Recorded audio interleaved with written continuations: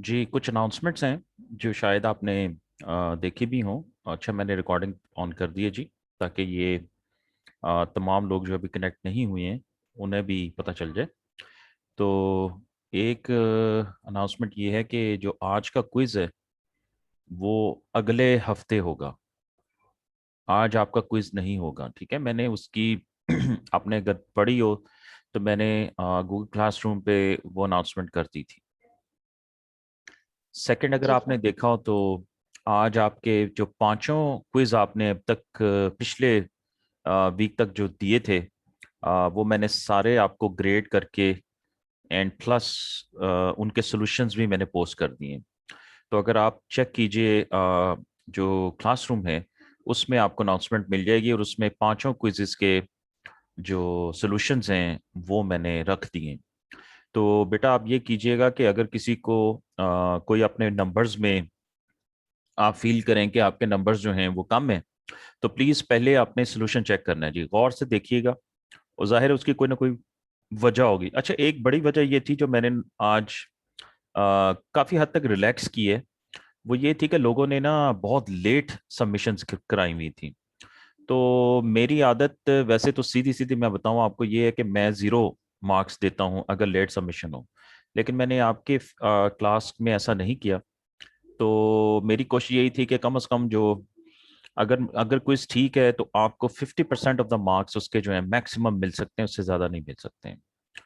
तो ये थी जी मेरी सेकंड अनाउंसमेंट। अब बेटा रह गई आपकी दो जो है वो असाइनमेंट्स और एक अदद पेपर। पेपर जो है बेटा आपका वो 28 को ड्यू है।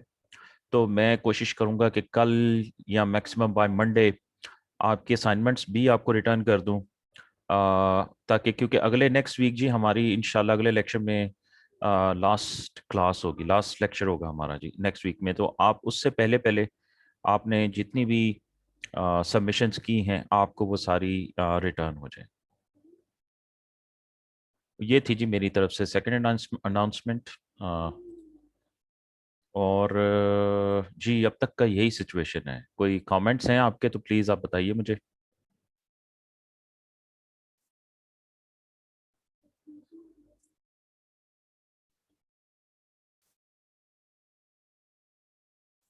जी आपने अपने मार्क्स चेक किए?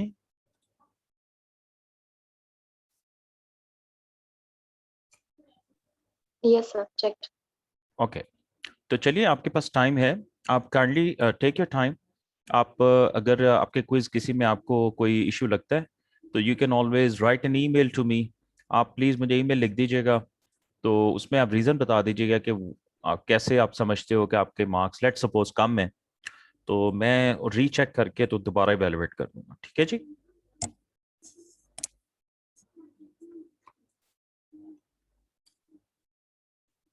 जी, अटेंडेंस जो है वो 11 ने सबमिट की है, और अभी तक जो है माशाल्लाह वो 4 हैं जो कनेक्टेड है। चले, खैर कोई बात नहीं। Okay, any questions? लास्ट मुझे याद पड़ता है लास्ट लेक्चर में जी हमने मल्टी लेयर्ड न्यूरल नेटवर्क्स किया था, जिसमें डीप लर्निंग भी शामिल थी। जी सर। जी, कोई क्वेश्चंस? अस्सलाम वालेकुम सर। जी सर, मैं इंटरनेट थोड़ा यहाँ पर आपकी आवाज मुझे कट के आ रही है। बेटा, आपके एंड पे इंटरनेट का इशू है, क्योंकि आपकी आवाज़ भी बहुत ज़्यादा ब्रेक होके आ रही है।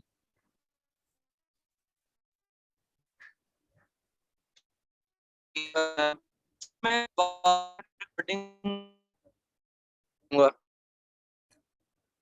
जी बेटा, आपकी आवाज़ बिल्कुल जो है वो समझ नहीं आ रही कि आप क्या कह रहे हैं। काफ़ी आपकी आवाज़ में डिले है।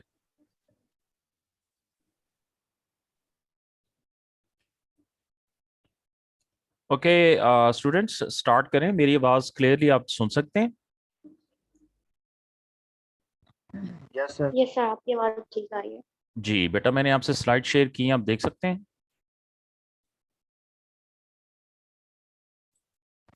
Yes sir. जी, आज बेटा हमारा टॉपिक होगा रिकरेंट न्यूरल नेटवर्क्स। तो क्योंकि हमने जनरली एक आइडिया ले लिया है कि व्हाट आर न्यूरल नेटवर्क्स, हमने परसेप्ट्रॉन्स का पहले लेक्चर लिया जिसमें बेसिकली जीरो हिडन लेयर्स होती हैं।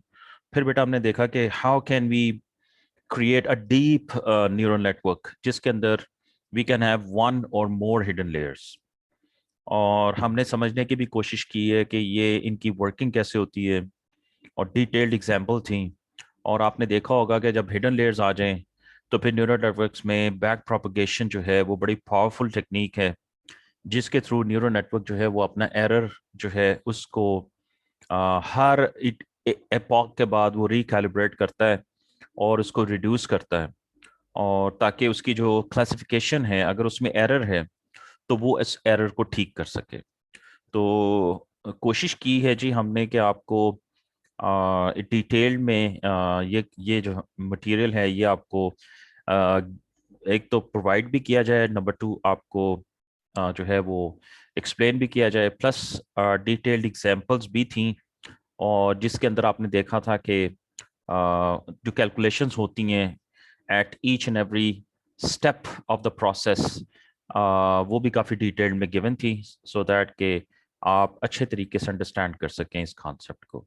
बिकॉज न्यूरल नेटवर्क्स जो हैं they are very very important topic, क्योंकि आप आगे तकरीबन जिस मर्जी आप एरिया में जाएंगे फर्दर स्टडीज़ के लिए, मे बी कोई प्रोफेशनल वर्क के लिए भी, तो आप देखेंगे कि आपको न्यूरल नेटवर्क्स जो हैं वो हर जगह पे आपको जो हैं वो उनकी एप्लीकेशंस नज़र आएंगी। तो ये ज़रूरी नहीं है कि आप एनएलपी या मशीन लर्निंग में ही हैं तो आप सिर्फ न्यूरल नेटवर्क से आपका जो है वो कंसर्न होगा। नो, आप अगर इवन सॉफ्टवेयर इंजीनियरिंग की बात करें, आप मैथमेटिक्स की बात करें, कोई भी डिसिप्लिन की बात करें, तो आप देखेंगे कि हर जगह पे neural networks are very very important tool. तो हर जगह पे जी इनका यूज़ हो रहा है। आज हम एक ख़ास किस्म का न्यूरल नेटवर्क जो है जो कि स्पेशलाइज्ड आप कह सकते हैं न्यूरल नेटवर्क देखेंगे जी, जिसको कहते हैं रिकर्रेंट न्यूरल नेटवर्क्स, आरएनएन भी कहते हैं। रिकरेंट न्यूरल नेटवर्क्स हम क्यों स्टडी कर रहे हैं? बिकॉज रिकरेंट जो न्यूरल नेटवर्क्स हैं ये टेक्स्ट प्रोसेसिंग में और नेचुरल लैंग्वेज प्रोसेसिंग में ये बहुत ही ज़्यादा इस्तेमाल होते हैं। तो एक आज इंशाल्लाह इसको हम देखेंगे, और क्योंकि इसके बाद एक लेक्चर रह गया तो हमारे पास एक ऑप्शन आएगी कि यहाँ हम एक और वेरिएंट ऑफ न्यूरल नेटवर्क देख लें, या फिर हम एक जिसे कहते हैं my area of interest question answering पे में भी आखिरी लेक्चर हम कर लें। तो वो आपकी फीडबैक के बाद इंशाल्लाह मैं उसको डिसाइड करके तो अगले हफ्ते वो, अगर आप कहेंगे तो LSTM जो हैं long short term memory networks जो हैं वो भी बहुत ज़्यादा NLP में इस्तेमाल होते हैं, हम वो भी कवर कर सकते हैं। या अगर आप कहेंगे जी कि कोई नॉन टेक्निकल, लेट सपोज एक लाइट सा एक लेक्चर होना चाहिए, और मैं चाहूँगा कि थोड़ी सी आपसे गपशप भी लगाई जाए थोड़ा सा, क्योंकि हमें टाइम नहीं मिलता लेक्चर्स के दौरान, तो वो भी पॉसिबिलिटी है हमारे पास। तो प्लीज़ मुझे बता दीजिएगा at the end of this lecture के नेक्स्ट लेक्चर की कंटेंट आप किस तरह का चाह रहे हैं, ठीक है? मैं दोबारा आपसे एक दफ़ा लेक्चर के एंड में आपसे पूछ लूँगा जी। स्टार्ट करें जी, बिस्मिल्लाह रहमान रहीम। बेटा कोई क्वेश्चन तो नहीं है प्रीवियस लेक्चर में से? No sir. Okay, recurrent neural networks, तो मैं ज़रा इसको ठीक कर। ओके, अभी तक बेटा हमने बात की है, बेटा स्लाइड्स देख सकते हैं? जी सर। ओके बेटा, बेटा ये रिमेंबर मेरे साथ आपने कंफर्टेबल रहना है, और जहाँ पर भी आप फील करें कि there is a confusion, there is a question, तो प्लीज़ आपने हेजिटेट नहीं करना, आप प्लीज़ मुझे वहीं पे इंटरप्ट कर दीजिएगा, ठीक है जी? तो बेटा अब तक ओके हमने सर। जी regular feed forward neural networks को देखा है। अगर बेटा आपको याद हो फीड फॉरवर्ड न्यूरल नेटवर्क्स क्यों कहते हैं, बेटा वो इनपुट से जो फ्लो होता है इंफॉर्मेशन का वो टुवर्ड्स आउटपुट की तरफ होता है, ठीक है? तो बेटा इसीलिए इसको कहते हैं फीड फॉरवर्ड। तो हमने देखा है बेटा इनको। अच्छा, फीड फॉरवर्ड न्यूरल नेटवर्क्स में जो एक बात बेटा नोट करने वाली है वो ये है कि इनपुट जो होता है फिक्स साइज होता है, और बेटा आउटपुट जो होता है उसका फिक्स साइज में होता है। ओके, ये है क्या ये फिक्स साइज और ये वेरिएबल, इसका मतलब है वेरिएबल साइज इनपुट भी हो सकता है, यस। और ये आज हम इसके डिफरेंट एग्जांपल्स देखेंगे। तो मेजर लिमिटेशन जो हैं इनकी फिर वो यही बन जाती है, a regular feed forward neural network is that they can only work with predetermined sizes of inputs and outputs, ठीक है? इसका मतलब ये है कि इनपुट भी फिक्स साइज का होना चाहिए एंड आउटपुट भी आल्सो ऑफ फिक्स साइज का होना चाहिए, ओके? अगर हमने इस लिमिटेशन को बेटा ओवरकम करना है कि हम एक ऐसा नेटवर्क चाह रहे हैं जिसमें वेरिएबल लेंथ का इनपुट आए और वेरिएबल लेंथ का ही आउटपुट आए, हम अब लेट से आउटपुट लेना चाह रहे हैं, तो उसका एक पॉसिबल सोल्यूशन जो है वो ये है कि हम रिकरेंट न्यूरल नेटवर्क RNN को यूज करें। Now what is RNN? RNN जो है, फर्स्ट हम डेफिनेशन देखते हैं जी, is a type of artificial neural network which allows us to have, नोट कीजिएगा, sequence of variable length as input and sequences of variable length as output. तो remember, आजकल अगर आपने स्टडी किया हो तो सीक्वेंस टू सीक्वेंस जिसका वर्ड बहुत पॉपुलर है जब आप काम करते हैं न्यूरल नेटवर्क्स के साथ, तो सीक्वेंस टू सीक्वेंस जिसे कहते हैं। तो आज बेटा आप इसको भी जरा थोड़ी सा डिटेल में देखेंगे, what is sequence to sequence, इसको, इसका मतलब क्या है, वेरिएबल लेंथ की क्या बात हो रही है, ठीक है। लेकिन बेटा आपने मेन प्रॉपर्टी, यानी जो है अगर आपसे कहा जाए कि RNN जो है, क्या क्या खास बात है RNN में, जिसकी बिना पे ये डिफरेंट है एक रेगुलर न्यूरल नेटवर्क से, तो बेटा आप इसका आंसर बहुत आसान सा कह सकते हैं जी, RNN एक ऐसा न्यूरल नेटवर्क होता है जिसका इनपुट और जिसका आउटपुट दोनों जो हैं वो वेरिएबल लेंथ के हो सकते हैं। ठीक है बेटा? Yes sir. ओके, तो पर्पस, अब मेन इनका यूजेज क्या है, इनकी मेन एप्लीकेशंस क्या है? Main purpose is learn from sequential data. जाहिर है हमारे पास बेटा क्योंकि इनपुट जो डेटा है वो वेरिएबल लेंथ का है, तो हम चाहेंगे कि हम वेरिएबल लेंथ इनपुट डेटा से भी नेटवर्क जो है वो लर्न करे। ओके, ये ऐसे प्रॉब्लम्स को भी यूज, जहां वहां यूज होता है जहां पर जो होते हैं वो सीक्वेंसेस ऑफ वेरिएबल लेंथ जो होता है वो इनपुट और आउटपुट के तौर पे यूज होता है। अभी हम इसकी एग्जांपल्स देखते हैं। इसकी इंपॉर्टेंस क्या है? They enable us to treat real world problems as machine learning problems. Particularly जाहिर है इनकी मदद से हम बहुत सारे प्रॉब्लम को मशीन लर्निंग प्रॉब्लम के तौर पे ट्रीट करते हैं, specially when inputs and outputs are sequence of variable lengths. ये बार बार रिपीट हो रहा है जी ये सेंटेंस, क्योंकि ये आपने इस पे जो है वो खास फोकस करना है, ठीक है। ये मेन प्रॉपर्टी है इसकी जिसके लिए हम इसे इस्तेमाल करते हैं। आज हम इसका आर्किटेक्चर भी देखेंगे और आप देखेंगे कि बड़ा इंटरेस्टिंग किस्म की वेरिएशंस हैं इस न्यूरल नेटवर्क के अंदर। इसकी applications, these are most popular and widely used, including in sediment analysis, author profiling. Author profiling से क्या मुराद है, कोई आइडिया?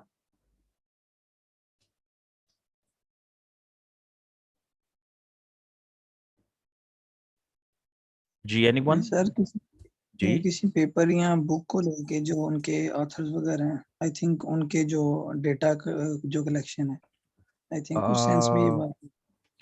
नहीं, देखें हर ऑथर का ना बेटा, जो भी राइटर है ना, कोई भी ले लें आप, चाहे वो न्यूज़पेपर का राइटर है, चाहे वो आर्टिकल लिख रहा है, चाहे वो पेपर लिख रहा है, चाहे वो बुक लिख रहा है, देखिए हर राइटर का ना एक राइटिंग स्टाइल होता है। आपको उसकी राइटिंग में ना कुछ वर्ड्स मिलते हैं, और जाहिर है वर्ड्स के दरमियान जो कनेक्टिंग वर्ड्स होते हैं वो खास यूज करते हैं। जैसे अगर आप शेक्सपियर को पढ़ें तो पता लगेगा जी शेक्सपियर जो हैं वो बहुत सारे वर्ड्स को खास तरीके से और रिपीटेडली यूज करते हैं। सो कहा यह जाता है कि जैसे एक अच्छे पेंटर, अगर आपको आइडिया है कि जो भी पेंटर जो दुनिया में बड़े पेंटर हैं, अगर आप किसी की भी पेंटिंग देखें तो उन तमाम पेंटिंग्स उस पेंटर की जो होती हैं उनमें कुछ ऐसी चीजें होती हैं जो कॉमन होती हैं, और once you see that yes sir. Painting तो बेटा आप आइडेंटिफाई कर लेते हैं जी इसका पेंटर मे बी ये हो सकते हैं, क्योंकि आपको उस पेंटिंग में वो तमाम मे बी पैटर्न्स नजर आ रहे हैं जो वो पेंटर अक्सर यूज करते हैं। बेटा इसी तरह से ऑथर जो होते हैं ना वो अपनी राइटिंग के उनका एक खास तरीका होता है। ऑथर प्रोफाइलिंग बेटा यही होती है कि राइटिंग के थ्रू ये आइडेंटिफाई कर लेना कि ऑथर कौन हो सकते हैं। ठीक है बेटा, बात समझ रहे हैं? Yes sir. जी ये बड़ा सर। मजेदार, ये भी बड़ा मजेदार जिसे कहते हैं ना वो एरिया ऑफ रिसर्च हो सकता है। ओके, सो नेम्ड एंटिटी रिकग्निशन, ये बेटा इसके हमने तो बड़ी बात की है। NER, मशीन ट्रांसलेशन जी, एक लैंग्वेज से दूसरी लैंग्वेज में कन्वर्ट करना, ये बहुत ही मुश्किल, बहुत ही जिसे कहते हैं चैलेंजिंग काम है।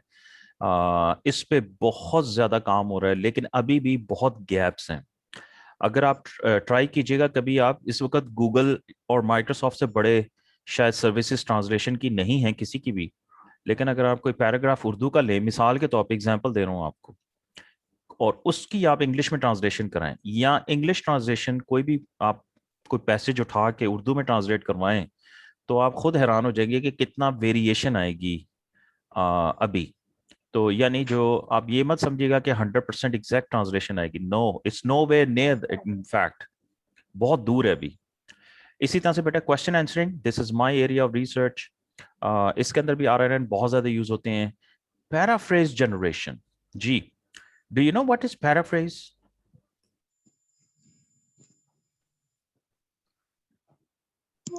चुप रहे इधर। जी सर। जी बेटा, what is sir paraphrase? Sir इसका मतलब है कि जो है वर्ड का मीनिंग जो है ना वही हो, लेकिन फिक्रे की सेंस को चेंज कर दिया जाए। यानी ठीक है, आप कह रहे हैं मतलब मैं एक जुमला लिखूं और आप यस। उसको उसको वही उठाएं, आप कॉपी करें, लेकिन उसके आप वर्ड्स चेंज कर दें, मीनिंग उसका वही यस सर। रहे लेकिन वर्ड्स जी डिफरेंट सर। हो जाएं। जी, ये भी एक तरह की प्लेजरिज्म है जी, ये पैराफ्रेज में आती है। और आजकल इस पे भी बहुत ज्यादा काम हो रहा है, क्योंकि लोग अब ये करना शुरू कर दिए। जो नया फॉर्म ऑफ प्लेजरिज्म है वो ये है कि आप इंग्लिश के पेपर्स उठाएं और लेट से उनको उर्दू में ट्रांसलेट करें एक दफा, और दोबारा उसकी आप दोबारा इंग्लिश में ट्रांसलेट करें। मजे की बात देखें, आप इंग्लिश का पेपर उठाएं, उर्दू में ट्रांसलेट करें, मिसाल दो रहा हूं आपको, या अरबी में ट्रांसलेट कर लें या फारसी में कर लें, किसी में भी कर लें। उसके बाद आप ये करें कि उसी जो ट्रांसलेटेड वर्जन उसको वापस इंग्लिश में कर दें, तो आप हैरान हो जाएंगे कितना फर्क आ जाता है। लोग इस तरह से जो है वो चेंजेस कर कर आके जो है वो पब्लिशिंग की तरफ आए हुए हैं। मतलब ये बड़ी खतरनाक ट्रेंड है। इसी तरह से बेटा चैटबॉट्स जो हैं, जाहिर है चैटबॉट जो होता है वो भी एक क्वेश्चन आंसरिंग सिस्टम ही होता है।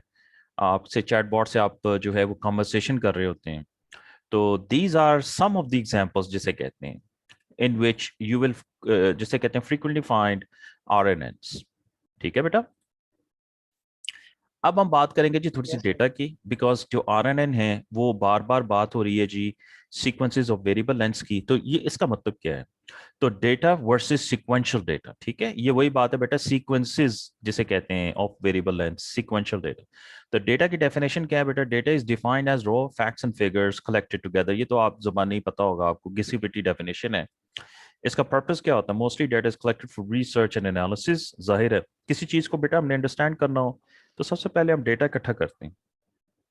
Forms of data, numbers, text, image, audio, video, etc. These are some of the forms of the data. इसके अलावा कोई फॉर्म आप बता सकते हैं डेटा की?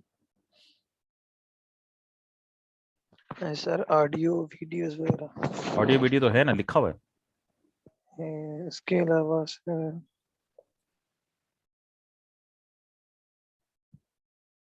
क्यों जी, बाकी क्लास बड़ी खामोश है जी आज, खैरियत है?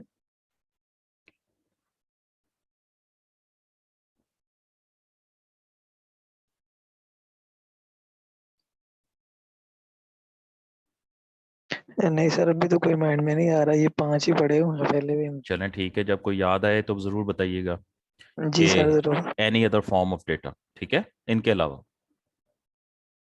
ओके, चले जी। Okay, yes importance sir. Of order, ठीक है, इन डेटा ऑर्डर मे और मे नॉट बी इंपॉर्टेंट, ठीक है।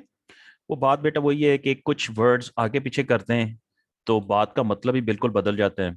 लेकिन समटाइम्स ये भी होता है कि कुछ इंफॉर्मेशन ऐसी भी होती है कि अगर आप वर्ड्स को आगे पीछे कर दें तो उससे कोई फर्क नहीं पड़ता। तो that depends on the context, जिस कॉन्टेक्स्ट में बेटा, जिस एप्लीकेशन में, जिस प्रॉब्लम में डेटा यूज हो रहा है। तो सिक्वेंशियल डेटा हम किसे कहेंगे? सिक्वेंशियल डेटा की डेफिनेशन ये है, is a type of data in which order is very important. बेटा ये आपने याद रखनी चीज, इसका मतलब है सीक्वेंस टू सीक्वेंस की अगर आप बात करें वेरिएबल लेंथ की, तो वो ऐसा डेटा होगा जिसके अंदर जो ऑर्डर होगा ना, सीक्वेंस जो होगी बेटा, ये ऑर्डर को बेटा सीक्वेंस भी कहते हैं, वो बहुत इंपॉर्टेंट है। अगर आप उसकी ऑर्डर चेंज कर देंगे तो इसका मतलब है कि डेटा का मीनिंग चेंज हो जाएगा। एग्जाम्पल्स टेक्स्ट है एंड स्पीच है, these are two examples sequential data के। एग्जाम्पल्स जी बेटा अब आती हैं, so that you can get जिसे कहते हैं मोर इंफॉर्मेशन कि हम किस चीज़ की बात कर रहे हैं। रियल वर्ल्ड टास्क है जी, जैसे for example marks obtain bye miss Hira in first semester of MSCS। ये कोई फॉर एग्जांपल ये देखिएगा, ये इंफॉर्मेशन है जी, मिस हिरा जो हैं मार्क्स हैं, ये उनके कुछ मार्क्स हैं, ठीक है। इस एग्जाम्पल में बेटा ये जो मार्क्स हैं, सोचिएगा अगर हम इनकी सीक्वेंस आगे पीछे भी कर दें it won't make any difference, because जो नोट कीजिएगा, जो ये मेन जो सेंटेंस है जो बात कर रहा है, कह रहा है कि कोई स्टूडेंट हैं, उन्होंने MSCS में कुछ मार्क्स लिए। अब ये नहीं कहा जा रहा है कि किस सीक्वेंस में किस सब्जेक्ट के कौन से नंबर पे मार्क्स हैं, नो। तो this is the idea here. तो यहां पर नोट कीजिएगा, the order of data does not matter. Okay, इसके मुकाबले में वी हैव अनदर एग्जांपल, और वो एग्जांपल क्या है कि जी के ये भी एक रियल वर्ल्ड टास्क है। Convey a message to father of miss Hira that she got first position in MSCS। ठीक है, आप जरा ये एक मैसेज ही देना है हमने, बेशक वो ईमेल से देना है, बेशक वो कोई SMS से देना है, बेशक वो फोन कॉल करके देना है। तो दो यहाँ एग्जांपल्स हैं, गौर से देखिएगा जी। फर्स्ट एग्जांपल क्या है जी, message, miss Hira got first position in her MSCS programme, degree programme. और सेकंड में मैसेज क्या दिया जा रहा है, MSCS degree miss Hira first position got in her programme. तो आप देख सकते हैं मेरे ख्याल में कि ये सेंटेंस जो है, अगर आप देखिएगा, it makes more sense, although कि सेकंड सेंटेंस तकरीबन वही मीनिंग दे रहा है, मगर इसको अंडरस्टैंड करने के लिए आपको वर्ड्स का जो है ना, जहन के अंदर आपको वर्ड्स की जो सीक्वेंस है वो खुद ही चेंज करनी पड़ेगी। जी बेटा, कोई आप समझ रहे हैं बात? Yes sir. ओके, तो एनालिसिस क्या है, सेंटेंस वन का एनालिसिस, ये ऊपर सेंटेंस बेटा वन लिखा हुआ है। Sentence one is very meaningful and clearly passes the message to Miss Hira's father। जाहिर है जो हमारा इंटेंट है, जो हम रिपोर्ट करना चाह रहे हैं उनके फादर को, वो हम क्लियरली कह रहे हैं। Sentence two is meaningless and does not pass the message to miss Hira father. ठीक है, नोट कीजिएगा क्या लिखा हुआ है, MS degree miss Hira first position got in her program. Now वही बात है कि ऊपर वाले सेंटेंस को ही आप लेके आगे पीछे जो है वो वर्ड्स को चेंज करते हैं। रीजन यहां पर देखिएगा, the order of words in sentence one and sentence two is very different. ये रीजन है जी कि जिससे वो, जिसे कहते हैं ना मीनिंग या सिमेंटिक्स एक सेंटेंस के, तो सिमेंटिक्स जो है तो होता है जो वो मीनिंग को इंडिकेट करता है। तो द ऑर्डर ऑफ वर्ड्स की वजह से ये जो है दोनों sentences are quite different actually. Therefore, both sentence 1 and 2 are giving different meaning. Conclusion. Okay. So, to completely and correctly understand the text, order of data words is very important. ठीक है? Okay, beta? Yes sir. Comparing example 1 and example 2. Example 1 data ji, order of data, student marks is actually not important. वो हम पहले बात कर चुके हैं जी। लेकिन जो एग्जाम्पल 2 थी वो सिक्वेंशियल डेटा की वाली एग्जाम्पल थी कि order of data words is very important. ठीक है, तो एग्जाम्पल 1 में बेटा नोट कीजिएगा, हमने सिर्फ मार्क्स बताए हुए, ये देखें, तो ये सिंपल डेटा है। लेकिन जो सेकंड वाली एग्जाम्पल है बेटा, उसमें हमने एक मैसेज देना है जिसका क्लियर मीनिंग होना चाहिए, वो ये वाला। इसका मतलब है ये वाला जो सेंटेंस है या ये वाला जो हमारे पास इंफॉर्मेशन है, ये सिक्वेंशियल नेचर की है। ठीक है, ये सीक्वेंस, इसमें सीक्वेंस है, इसमें सिक्वेंशियल नेचर की है। तो सेकंड जो एग्जांपल है वो सिक्वेंशियल डेटा है और order of data words is very important. Conclusions, sequential data is more complex than simple data. ये हम देख रहे हैं, एक छोटी सी एग्जांपल के थ्रू भी देख रहे हैं। Order of data is not important in simple data, order of data is very important in sequential data. Change of single word in text or speech in sequential data can entirely change the meaning of the text। जी बेटा, I hope अब यहाँ पर आपको जो बात समझाने की actually कोशिश की जा रही है वो ये की जा रही है कि एक सीक्वेंशियल डेटा या सीक्वेंस जिसे कहते हैं डेटा के अंदर जो होती है वो क्या होती है और क्यों इंपॉर्टेंट होती है। जी बेटा, any questions here? No sir, clear है। ओके गुड, थैंक यू जी। अब आते हैं जी प्रॉब्लम्स अप्रोप्रिएट फॉर RNN। जी, तो ऐसे ट्रेनिंग एग्जांपल्स जिसमें शॉर्ट टर्म डिपेंडेंसीज हो। Now this is something which is new concept. आज के लेक्चर में ये एक परहैप्स एक न्यू कॉन्सेप्ट होगा। हम यहाँ पर असल में मेमोरी का कॉन्सेप्ट लेके आ रहे हैं। जिस तरह से हम डेली लाइफ में हमारा ब्रेन काम करता है, तो ब्रेन में क्या होता है जी कि हमारे पास हिस्ट्री ऑफ इंफॉर्मेशन होती है, प्रीवियस हिस्ट्री, और ब्रेन जो है उसको याद रखता है, वो हमारी मेमोरी होती है। और वो मेमोरी बहुत इंपॉर्टेंट कॉन्सेप्ट है। उसकी बेसिस पे हम डिपेंडेंसीज अपने माइंड में क्रिएट करते हैं, जो अगले जो अनसीन चीजें होती हैं हम हमारे जो पास नॉलेज होता है, एक्सपीरियंस होता है, उसकी बेसिस पर हम डिपेंडेंसीज जो है, हमारा माइंड है वो फाइंड करता है चीजों के बारे में और उनको अंडरस्टैंड करता है। तो आज आप देखोगे कि हमारे पास ये जो न्यूरल नेटवर्क होगा, जो आरएनएन है, इसके अंदर भी मेमोरी का कॉन्सेप्ट आएगा। ओके, तो RNN is capable to connect previously learn history to current task. अब अगर आपसे ये क्वेश्चन किया जाए कि ये किस तरह से मुमकिन है कि वो कनेक्ट करता है जी previously learn history to current task, तो कैसे हो सकता है जी ये चीज? क्यों जी, क्या चीज होनी चाहिए इस काम को करने के लिए?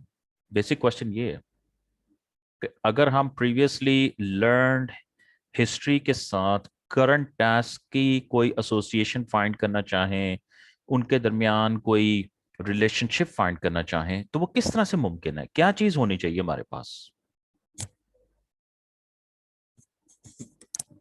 जी बेटा।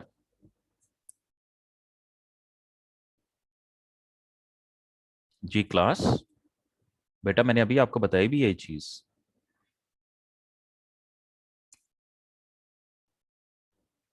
बेटा मेरी बात सुन रहे हैं?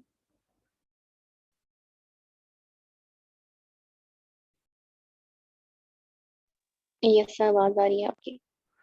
ओके बेटा, वो मुझे लगता है कि जैसे सब लोग जो हैं, या तो मेरी आवाज़ नहीं आ रही किसी को, तो प्लीज़ मुझे फीडबैक दे दिया करें काइंडली।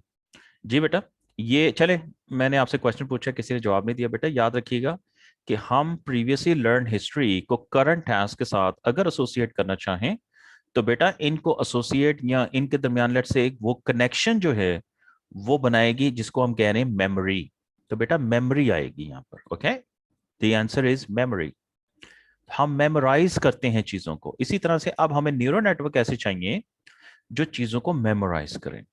तो ये नेटवर्क है आरएनएन, इसके अंदर कैपेबिलिटी है मेमोराइज करने की, लेकिन ये एलएसटी, लॉन्ग, जिसे कहते हैं लर्न शॉर्ट टर्म डिपेंडेंसी जो है, ये कर सकता है। इसका मतलब ये है कि इसके पास एक, जैसा ह्यूमन माइंड में जो है मेमोरी की जो क्वांटिटी है वो बहुत, जिसे कहते हैं काइंड ऑफ वेरी लार्ज है। हम बहुत पुरानी मेमोरीज को भी याद रखते हैं, लेकिन जो आरएनएन्स हैं ये, इनके दरमियान जिसे कहते हैं मेमोरी है, लेकिन वो बहुत ही लिमिटेड मेमोरी, वो शॉर्ट टर्म डिपेंडेंसीज जो हैं उनको याद रखते हैं। ये बहुत इंपॉर्टेंट कॉन्सेप्ट होगा। आप देखोगे कि इसकी वर्किंग में मेमोरी जो है बहुत इंपॉर्टेंट रोल प्ले करती है। RNN can only be used if you want to look at recent information to perform current task. ठीक है, सो आप नोट कीजिएगा, if you want to look at recent information, तो हमारे पास जो जो अभी इंफॉर्मेशन आई, ठीक है, और उसको देकर हम जो करंट टास्क है, जो प्रॉब्लम जिसको सॉल्व कर रहे हैं, उसको सॉल्व करने की हम कोशिश कर रहे हैं। तो problems in which the distance between the contextual information and where it is required is short। ये वही बात मैं बेटा कर रहा हूँ कि मेमोरी है मगर मेमोरी बहुत लिमिटेड है। इसका मतलब है कि हम आरएनएन्स वहां इस्तेमाल करेंगे जहां पर जो कॉन्टेक्सचुअल इंफॉर्मेशन है। कॉन्टेक्सचुअल इंफॉर्मेशन किसे कहेंगे बेटा आप? जी बेटा, कॉन्टेक्सचुअल इंफॉर्मेशन किसे कहेंगे? प्रीवियस बेटा, previously seen information, historical information, ठीक है। तो प्रीवियस हिस्ट्री में बेटा हमारे पास इंफॉर्मेशन आई है, प्रीवियसली सीन इंफॉर्मेशन है, उसके बेटा हम कह रहे हैं कॉन्टेक्सचुअल इंफॉर्मेशन। और वो जो होनी चाहिए, डिस्टेंस का मतलब है कि अमाउंट, जो क्वांटिटी है, यानी हिस्ट्री जो पुरानी हमारे पास, हमारे एक्सपीरियंस की बात कर लें, या वो चीजें जिनको हमने एक दफा देखा हुआ है उनकी बात, अगर नेटवर्क की बात करें, तो उसके जो है वो बहुत डिस्टेंस शॉर्ट होना चाहिए। शॉर्ट से मुराद है बहुत ही कम, जिसे कहते हैं इंफॉर्मेशन को ये याद रखते हैं। ट्रेनिंग एग्जांपल्स इन विच, वही हम बात कर रहे हैं बेटा, input is of variable length, ये फिक्स लेंथ पे भी काम करता है जी, वेरिएबल लेंथ पे भी काम करता है। और आउटपुट भी ये वेरिएबल लेंथ का दे सकता है, ये फिक्स लेंथ का भी दे सकता है। तो दोनों जो हैं वो एप्लीकेबल हैं अगर हम आरएनएन को इस्तेमाल करना चाहें। Deep neural networks are more effective when input is of variable length, output is of variable length. ये भी एक इंपॉर्टेंट जो है नोट है, याद रखिएगा बेटा, ये इसमें बहुत जरूरत होती है हमें डीप न्यूरल नेटवर्क्स की। ओके, ट्रेनिंग एग्जांपल जो होंगी, both input and output can be represented as real values. और बेटा आपको पता है रियल वैल्यूज जो होती हैं वो डेसिमल नंबर्स वाली जिसे कहते हैं, न्यूमेरिक रिप्रेजेंटेशन होती है। Hypothesis can be also be represented as real values, okay, numerical representation. अब हमें ये भी पता है बिकॉज कि हम एक बहुत ज्यादा डेटा पे बेटा काम कर रहे हैं और बहुत ही कॉम्प्लिकेटेड प्रोसेसिंग करवा रहे हैं, तो स्लो ट्रेनिंग टाइम्स जो हैं वो एक्सेप्टेबल होंगे यहाँ पर, क्योंकि हमारा फोकस होगा कि हमें रिजल्ट की एक्यूरेसी जो चाह रहे हैं हम, वो बहुत हाई एक्यूरेसी चाहिए होती है। तो फोकस हमारे पास होता है कि हम हाई एक्यूरेसी लें, और सेक्रीफाइस हम करने के लिए तैयार होते हैं कि डीप न्यूरल नेटवर्क बेटा अगर हमें हाई एक्यूरेसी से इंफॉर्मेशन दे रहे हैं, तो वो फिर टाइम जो है उसकी हम समझ लीजिए जो है वो पेनल्टी पे कर रहे हैं या हम सेक्रीफाइस कर रहे हैं। प्रेडिक्टिव एक्यूरेसी, ये वही बात a is more important than understanding, okay. तो जो बेटा हमें रिजल्ट की एक्यूरेसी आ रही है, क्लासिफिकेशन लेट से आप करवा रहे हैं, आप फाइंड आउट करना चाह रहे हैं ये क्या चीज है, किस क्लास में बिलोंग करती है, तो उस चीज की actual accuracy is more important than understanding, okay. Understanding से क्या मुराद है, what the deep neural network has learned, कि उसने वो इंफॉर्मेशन को जब लेयर्स में से गुजारा है, इनपुट को आउटपुट बनाया है, तो वो किस तरह से इनपुट चेंज हुई है इनटू आउटपुट, और डिफरेंट वेरियस स्टेजेस में क्या वो इनपुट थे जिनके ऊपर प्रोसेसिंग होती रही है। इनफैक्ट उन तमाम चीज़ों को अंडरस्टैंड करना, actually this is a very very difficult thing. मैंने बताया था ना, this is kind of a black box, जो डीप न्यूरल नेटवर्क जिस चीज़ को अंडरस्टैंड करता है। जी बेटा, कोई क्वेश्चन हो तो प्लीज मुझे आपने इंटरप्ट कर देना। Yes sir. जी, तो since deep neural networks have a black box representation, अभी बात हुई है, it's very difficult to understand what they have learned। हम इस पे फोकस नहीं करते हैं, हमारा फोकस होता है कि हमें असल में जो है वो प्रिडिक्टिव एक्यूरेसी जो है उसकी ज्यादा इंपॉर्टेंस होती है। एग्जीक्यूशन ऑफ लर्न फंक्शन से मुराद ये है मॉडल या hypothesis must be quick, okay. Yes, ये नोट कीजिएगा, वंस हमने ट्रेनिंग पार्ट में टाइम लगा दिया, ये जो टाइम था स्लो ट्रेनिंग टाइम, बेटा ये ट्रेनिंग हो रही थी, हम बहुत सारा डेटा दे रहे थे और हम न्यूरल नेटवर्क को ट्रेन कर रहे हैं कि वो उस डेटा के बेसिस पे ट्रेंड निकाले, डेटा में से पैटर्न्स फाइंड करे और वो क्लासिफाई करे चीज़ों को। वो जब ट्रेन हो जाता है तो तब हम ये नहीं चाहेंगे कि अगर हम उसे कोई अनसीन डेटा देते हैं क्लासिफाई करने के लिए, तो उस पे भी वो जो है वो टाइम लगाए। नो, हम चाहेंगे कि बेटा फिर वो, क्योंकि मॉडल हमारे पास आ चुका है, मॉडल ट्रेन हो चुका है, हम चाहेंगे कि जो नई क्लासिफिकेशन है अनसीन डेटा की वो बहुत क्विक होनी चाहिए इन दी एप्लीकेशन। जाहिर है ये फिर बारी आएगी जब आप इसे रियल लाइफ में इंप्लीमेंट करेंगे। लर्नड न्यूरल नेटवर्क्स मॉडल या hypothesis can categorise unseen examples very quickly. जाहिर है ये प्रॉपर्टी होती है जी, वंस एक दफा वो मेहनत करके टाइम लगा के अगर आपका मॉडल तैयार हो गया है और मॉडल बिल्कुल ठीक प्रेडिक्शन कर रहा है, तो जब बेटा आप उसे रियल वर्ल्ड में अप्लाई करेंगे डिफरेंट एप्लीकेशंस में, तो आप देखोगे कि उसकी परफॉर्मेंस जो होती है वो बहुत क्विक होती है, बड़ी एफिशिएंट होती है, ओके। तो RNN and machine learning problems, RNN can and machine learning problems can use for various machine learning problems, जिसमें classification problems, regression problems and sequence problems।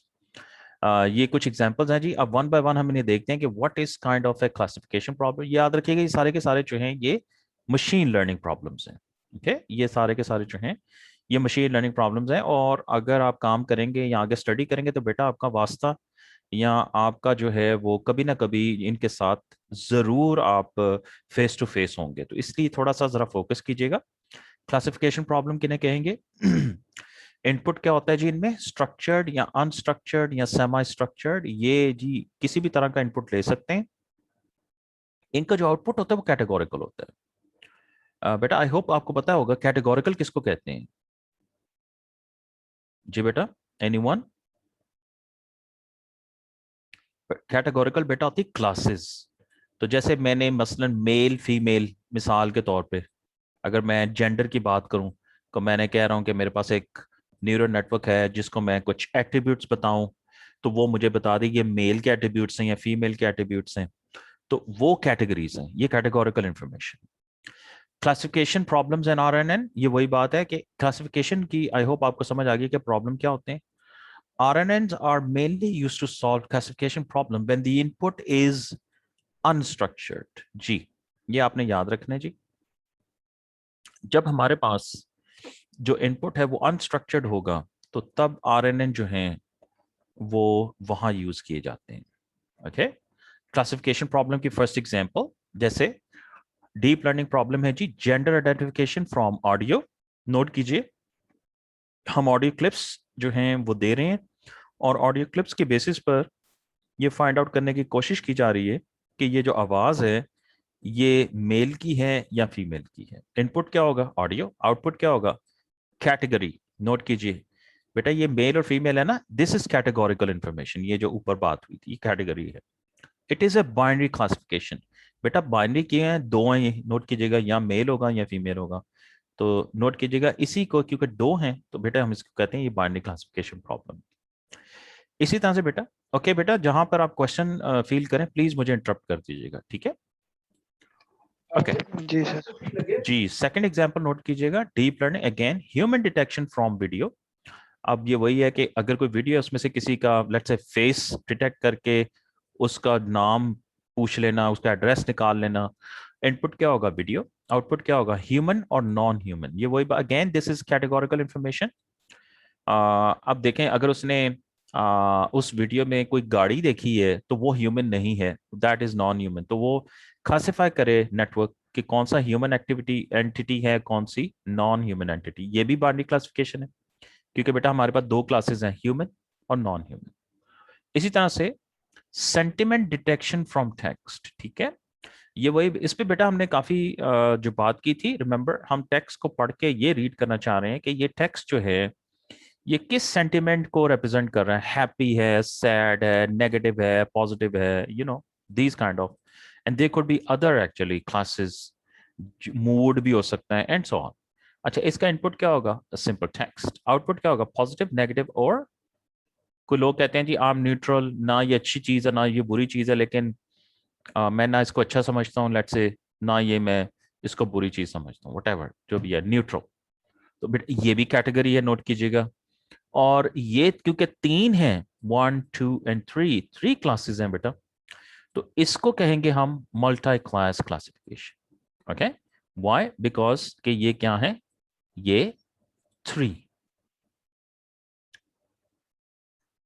Okay बेटा, लेस देन अ मिनट का message आ रहा है, तो please इसी link पे दोबारा join कर लीजिए, हम यहीं से आगे कंटिन्यू करेंगे। Thank you. जी सर।